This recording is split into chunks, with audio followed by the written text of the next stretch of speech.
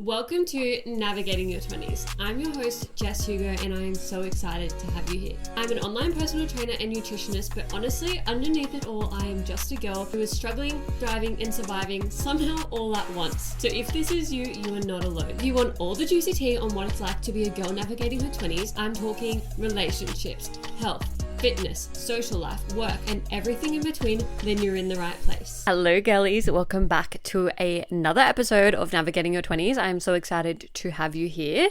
Thank you all just so much for all the support on the podcast, just following it, rating it, subscribing on YouTube, like actually watching the videos and giving feedback as well. Like I really appreciate you all. I'm so excited to just create a bit of this like community. I feel like it's such a safe space, and whether you're into fitness or not, I feel like it really just like speaks to so many people. Like obviously it is navigating your 20s, but the overlap with it just being my career of health and fitness is like, okay, she's talking about it a lot, but I also try to like give other perspectives and insights and all of the things. So obviously you girlies are enjoying that. So again, thank you for being here.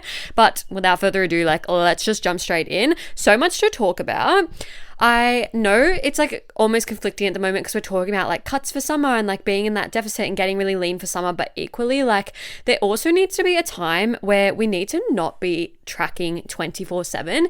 We need to be able to sit at maintenance and live our life without actually like worrying about what we're consuming 24/7. So I really want to just talk about how to actually enjoy food, not lose progress, but also not track when coming out of that deficit phase. So I think this will be really important for you to actually save for later and re-listen to come like January, February, March, like when we're starting to move out of summer, or where your cuts are ending up and you're wanting to maintain a little bit so that we don't gain back the weight. Because 9 times out of 10, we lose the weight, we've lost like 10 kilos, we're feeling really good, and then we start falling off because we haven't done a correct maintenance reverse, and then we end up gaining back 15. And we're like, what the fuck happened here? So it's kind of just moving beyond MyFitnessPal culture, and also just I want to give some chats, mindset shifts, all of the things. So focusing on like fuel versus actual calories, doing untracked structured meals, all of the things. So let's talk about restrictive errors when you're actually in your deficit phase. Like you're counting every single grape that you're pulling off the strand. You're stressing over every single gram of butter, Vegemite, whatever your spread may be. That obsessive shit, let's squash it, because we know that when you're being more social in summer, you're living your best life with your friends, you don't have the time or the capacity to be weighing everything. We're more social, we're out more, things are being made by other people at like restaurants, so they're handmade. We don't know how the fuck they've made them, right? So it's like, once we know how to track, we actually can almost figure it out a little bit better. So it's like learning to track, perfect, phenomenal. Honestly, some of my girls do food journals, do photos, but I almost urge them a little bit, depending on where they're at, please, context is always dependent, but to get familiar with understanding what they're consuming and what things actually equate to, because some of us might think like, just a couple of grams of butter, that's just a couple calories, when in reality, like 15 grams of a particular butter can be like almost 100 calories. And it's like, that's the difference between being in your deficit and not being in your deficit if you've had butter in like every single meal, you know what I mean? So just being really aware of like knowing the calories and knowing mentally like what you're actually consuming, so that like when you get food, you're like, cool, I know roughly what that is. But if you're in the situation of like you're doing the mental math, counting every single calorie when you're looking at foods, you're in a toxic relationship with food, which means A, it's not time to diet. You should really be going into a maintenance phase. But B, your reverse is going to be a lot harder than someone that is feeling really good with their relationship with food and thriving.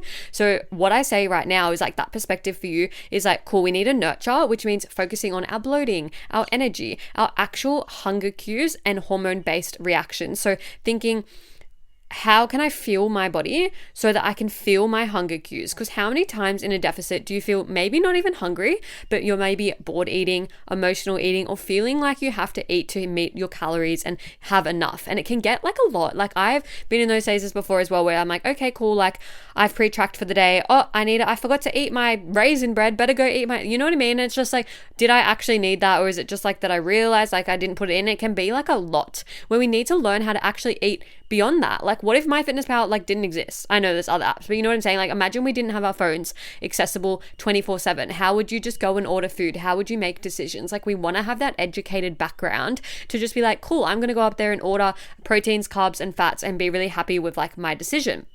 And it's like, we get so restrictive that we're just doing things to tick a box, and we come out of that. It takes a while for your hunger cues to come back. I really want you to sit with this for a moment. Like, how many times a day do you actually feel hungry? Or are you going to the fridge thinking you're hungry, fridge or cupboard, whatever, thinking you're hungry, but you're actually not? You're just almost conditioned to think, oh, it's 12 o'clock, it's lunchtime. And I've been breaking these patterns down a lot with a lot of my clients, because just because you wake up at 7 a.m. doesn't mean it's breakfast time. Let's listen to your body. Are you hungry?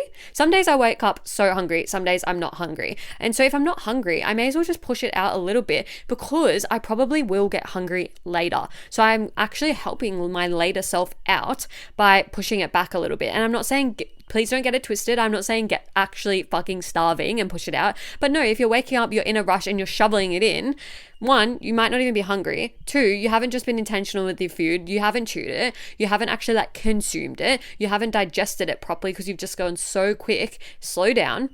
And if you're in a rush, take it to work, take it to the train, like wherever, if you commute, you know what I mean? Like, just take it. You don't need to eat it in the moment. That is like a really big lesson. I feel like I'm always preaching with my girls, because again, when you're in a maintenance phase and calories aren't that big of a deal because you're not trying to keep seeing the scale go down, you want to be across how your body is feeling, reacting meaning bloating, energy, brain fog, all of the things. And it's like, I have a bit of an example here, but with one of my clients, her bloating and gut issues have basically disappeared since we've been working on this, because she's changed jobs as well, which was a major factor. I want to, of course, add context. She was really, really stressed at her other job. So with the reduction of stress, her bloating did go down a bit, but it was still very prominent. She was still very much having gut health issues, struggling to go regularly, all of the things. So we kind of worked behind the scenes, adding in a pre-workout meal because she wasn't having anything before sessions, ensuring there was a balance of fiber in her day, getting enough fruit and veg, ensuring that if she didn't hit her veg at the minimum, getting a piece of fruit in, or having snacks that have fiber in them, which is like, when I say snacks, even like bread that has fiber, pasta has fiber, you know what I mean? But just being really conscious of like not just always eating out, because we can like go and have like a McDonald's meal, right? And we'll think, oh, I've got so much fiber, like the chips, blah, blah, blah. But like, is that our best source of fiber? No. Is that going to make us feel more backed up? Yes. So just being really conscious with decisions. And then also she was taking a medication, and like it was like a fiber supplement for her gut health to kind of regulate things, and we've just completely come off it because we've really got to that point where her gut health is 10 out of 10. She's looking really lean now compared to before, just because of her bloating really getting reduced. And it's like, with bloating comes, as I said, brain fog, constant body checking, feeling uncomfortable in your clothes, getting, you know, when your socks are really this happens to me a lot, your socks are really like tight when you wear the high socks, and then you get the compression lines of like them like going into your body, that but with all your clothes, so like your waist, your jeans are like into your skin, and it's so uncomfortable. We're not supposed to live like that. We are not. If that is what's happening to you right now, that is not normal. It can be normal sometimes with like, for example, I ate this massive pasta dish for dinner the other night. Like, I went out and ate this massive dish of like creamy fucking carbonara, bitch, and I added, first of all, sorry for the story time, I added chicken. They charged me $8 for the chicken. And I was like, this was not $8. I can get almost a whole Woolies chicken for $8. Criminal. Anyway, sorry. I digress. But afterwards, my jeans were quite tight because I'd eaten such a heavy meal. If that is like the situation, fine. But if you're going to work in the morning and that's already happening, what the hell? You haven't eaten anything since the night before. Why is that? Like, you know what I mean? You're bloated. You're lethargic. All of the things. And we really need to nip it in the bud with your gut health. Gut health, really important. Anyway, so this is another story, but this goes with this. So I actually follow a girl on TikTok, and I don't know her, never spoken to her, don't know anything about her. She's just an Aussie. I don't even know if she lives in Sydney, but she's just an Aussie girl, and she's only 17, maybe 18, freshly 18, and she posts what I eat in a day. And I follow her just because she's shredded at like 17 or 18, right? Like, she looks really, really great, and I can tell that she has struggles with body dysmorphia. Oh my gosh, sorry. Just the way she comes across in her content. But I just wanted to follow her because she is doing really, really well. I don't engage, I just follow and watch. But she posts what I eat in a days, and don't get me wrong, as I said, she looks really, really good, but she mentioned she's really, really struggling with her diet, sticking to a certain amount of calories, getting that little last bit of body fat off. But when she posted her food, I honestly was not surprised at all that she was struggling with that, because it was so processed. She had so many sugar-free alternatives in there. She had so many like snacky things. Like for example, you know, when the overnight wheat bix, overnight oats, like the yogurt bowls are really like glamorized. You've probably seen them online where they do obviously like oats, yogurt, protein powder, whatever, that's fine. But then they've got like mini marshmallows on top, sugar-free topping on top. Like those things are fucking with your gut. She eats like all of that stuff. So a lot of like syrups and bars and like fun day lollies and things like that, which they have the the alcohols in them, like the sugar alcohols in them that literally fuck up your gut. It says they're like no calories, but they're 40 grams of what's the word? I actually can't think of the word right now, but they're unrecognizable on the label and they're kind of like hidden down. So it will say like no carbs and then it will say 40 grams of carbs in this different section. Fuck, I can't remember the name right now. Oh my God, it's like it's not GIO, that's insurance. Fuck, I'm blanking because I don't eat these, so I can't remember the name. But go check your Fun Day packet and you're going to know what I'm talking about. But basically, you don't need to know the lingo because what it is essentially is like they're just undigestible. So they're not actually recognized on the label in the main section. They're actually brought down in the little section and kind of hidden. And essentially, there's 40 grams of carbs in there that are undigestible for your body under the Australian nutrition standards. Why are we consuming things, or even why are we being sold things to consume that are undigestible? And anytime I see them in my client diaries, I'm like, how are you feeling after you eat that? Same with the double Ds. They, I don't think are as bad, but a lot of people do tend to shit themselves afterwards because of the sugar alcohols. So I'm always like, so how are you feeling after that? Because everyone's different. If you get enough water and things as well, like it's digestible enough because you're like flushing it out. But if you're someone that's like already struggling with bloating, I wouldn't be surprised if you're feeling worse with these lollies because there's so many sugar alcohols in them. And like, anyway, so I looked at her food and I was like, that's why she's not able to cut the fat, because she's got so much bloating going on and like just gut health issues from the syrups and things that she's eating. And I'm not shaming syrups and stuff. Like I have some sugar-free syrups, but everything in moderation. Don't be putting it on every single meal. Don't be having it in your everyday fucking routine, and don't be having like multiple servings because it's no calories, because it bites you in the ass later with the bloating and all of the things. And it's like, yeah, the fancy overnight wheat bix with 100 different fucking toppings on top and sugar-free alternatives looks cool, but God forbid we eat some scrambled fucking eggs on some wholemeal fucking bread and feel 10 times better, have no bloating issues, have no energy crashes, and actually feel fueled and not have brain fog. God forbid. Like, lock me up for being a scrambled eggs girly, but it's going to get you so much further. So I've got some implementation tips for tracking, but those are the things I think about, right? When we're tracking in a deficit, we're wanting to go for that like overnight oats fucking thing. And don't get me wrong, again, some of my clients eat the overnight oats, but I'm like, don't put all the shit on top. Put some fruit, call it a day. You don't need every fucking thing else. The fruit is making it sweet enough anyway. But when we're in a deficit, we tend to go for that. But then when we're in like a maintenance, we tend to go for scrambled eggs. And I'm like, God forbid we put some scrambled eggs in our deficit, right? It's just how we're wired. So some things I wrote down of like implementation tips. So like portion awareness without weighing. As I said, knowing what's in food roughly, not doing the mental math down to the gram, but just being like, cool. So if I went to go get a kebab, for example, so random, I'm getting the micronutrients from the like salad on there. They've got like the tomato, the lettuce, all of the things. I'm getting fats from like the hummus, the sauce, like if you get barbecue sauce or something like that. I'm getting really good carbs from the wrap, and then I'm getting the protein from the meat that they're putting on it. Right? So I've just broken down how that's a really great, well-balanced meal. And then we could just say it's really case dependent, but let's just say like 300, 400 calories, which is a great meal anyway. That's not a lot of calories. If anything, a great meal is like 5, 6 in a maintenance, like 500, 600, you know, but 400, great. That's great. You know what I mean? So it's like being aware of what we can actually have without worrying about the calories and the macros going to the gram. Or visual cues. So there's the hand plan method or like a plate method. And again, we learned this when we were younger, where you like divide the plate into like, this is enough fats and carbs and protein and like our fruit and veg and all of the things, you know what I mean? Next, flexible meals. So planning structure, but not macros. So for me, I find it really, really important to still keep up with having regular meals. So breakfast, lunch, and dinner, and at least 2 snacks, sometimes even a dessert. We have the gals to work with here. Why are we demonizing dessert? But anyway, it's like, having that flexibility, knowing again that roughly I'm hitting it, but not being to the gram because it can get a lot. Next, the hunger cues and listening to your body. And as I said, if you're not there yet and you're not getting those yet, we need to work on that, which happens in a maintenance phase. These things take time. Don't think that you're wrong for not having it overnight. I've been in deficit phases before. It probably took me about a month to get my hunger cues back, just because our body's confused. We've just been in a really deep energy deficit for so long. It's been used to like being hungry 24/7, because you are going to be hungry in a deficit. That is what's going to happen. And it's almost confused trying to regulate again. Your hormones are trying to regulate. There's a lot going on. So I would say minimum a month. So if you're just starting this, don't throw in the towel yet. Like, keep working to get your hunger cues back, because our hunger cues are really important, guys. I don't know why. I guess it's diet culture. We've been told that we like should just eat and eat and eat, but like, where are hunger cues? Where is the, like, anyway, removing the good and bad labels around things. So for example, with the kebab example I gave, how did you respond to that? Were you thinking, fuck, why is she recommending a kebab? Like, those are so unhealthy. You know what I mean? Like, how did you label that food? Because food has no moral value. It's just how we've been brought up.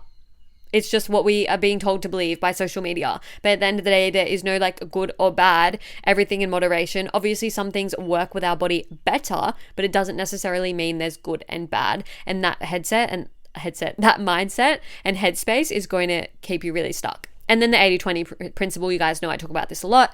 80% whole foods, 20% soul foods, and also just balancing it out. Like, if you know you're going to have a super fun weekend, let's just be really clean in the week to really help with our gut health and really help us stay on track, quote unquote, with having enough balance in our meals, so that like we have all our protein, fats, carbs being hit. Because a lot of the time, if you're not tracking and you're not on it and you're not being conscious, protein really gets left behind. And that's when we start losing muscle mass, start losing our toning and all of the things. So just being conscious of well.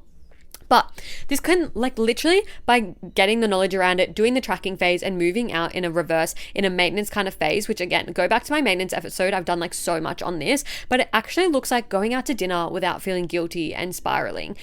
Eating birthday cake on your birthday and not going without because you're in a deficit. Like, fuck, it's your birthday. It happens once a year. Have a little slice of cake. Come on. Not starting over every single Monday. Trusting yourself. We literally put so much trust into MyFitnessPal. God forbid we actually have enough knowledge to be able to make a decision for ourselves. We do. We don't need to rely on MyFitnessPal 24/7. You actually know more than you think. Your brain just convinces you don't, because you're always spiraling, self-sabotaging, and feeling guilty. And lastly, your body composition can still change in a maintenance phase, which I could yap on this for days. You already know that in the whole other episode, but don't just think that you're not able to look different because you're in a deficit. My body shape changes the absolute most in my maintenance phase, and then we peel back the layers with the deficit later on. But you actually need to do the work in the maintenance phase. And it's actually funny because I didn't have this, and I recently just introduced this new phase for toned and trendy girls, where if they've completed toned and trendy and they feel like they're ready to take a step off the gas, they can actually go into a maintenance phase with me. So like, this is not public. No one can get it other than girls that have already been in already been in toned and trendy. But I was like, I really wanted to implement this to ensure that I kind of like had a phase for my girls to be able to like step back, but still have their hand held in the sense of having those calories there, but not needing to track for them, having that programming there so we can keep up that structure and routine, having the steps, you know what I mean? So I recently did that just for the girls in my world. But as I said, it's only for girls that have been in toned and trendy. So like, you can't get it otherwise. But I just think it makes so much sense. So it's like that there's such a gap right now where there's no one else offering, like, for where can you go beyond your weight loss phase? And if you're not needing that high touch point, you know what I mean? So that's kind of why I've transitioned and done this, which is really, really cool. But anyway, I hope you guys enjoyed this episode, and you're going to go into kind of the new year, but like February, March, with the intention of taking a little break from MyFitnessPal, not tracking, and just backing yourself, because you do know what you're doing. You do know how to do it. You just get lost in the mix because you stop doing everything at once, which is exactly why I kind of brought in this maintenance phase, right? Because you're in one-to-one, you're doing everything, and then you stop. And then you have no routine, you have no food, like nothing's going on, right? So it's like bridging that gap of like, how can we reverse properly out of that phase? How can we step back from tracking, but be really across what we're doing? Anyway, I hope you guys enjoyed this episode. If you did enjoy it, rate the podcast 5 stars, follow along, subscribe on YouTube. You know what to do. Help us grow the community over here. But I love you all. Thank you for listening in, and I hope this really, really helped you with your next season of health and fitness. I will catch you all in the next one. Mwah. That's a wrap on another episode of Navigating Your 20s. Thank you so much for joining me and taking the time to listen. If you enjoyed the conversation, vibes, and got something out of today, please feel free to send me a DM with any key takeaways and feedback, or share on your socials and tag me so we can connect. If you liked today's episode and you're wanting more from me, you can find me on all socials at success.withjess.